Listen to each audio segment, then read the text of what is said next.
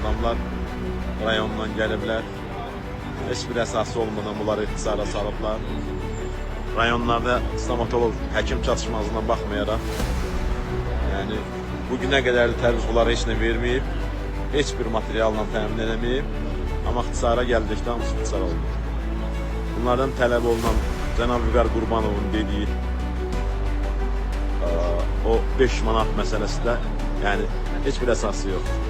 Onun ödənməsi üçün heç bir şərait yaradılmayıb. Yəni rayon da yaşayan, kənddə yaşayan pasiyent getməlidir.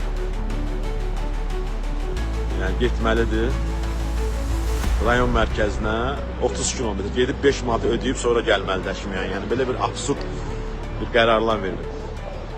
Yəni insanlarda etiraz yaradır. Zamanla bu böyük etirazlara səbəb olacaq. Çünki həkim stomatologu yoxdur rayonlarda. Yəni 180 min, 200 min əhalisi olan rayonda 5 dənə stomatoloq. Və insanlar məcburdur özəl mərkəzlərə müraciət etsin. Bu da ki, ödənişli olmalı. Amma kimsə bunu hər kəs ödəyə bilmir, yəni bildiyimiz kimi. Bu da haqlı etirazlar gətirib çıxardacaq.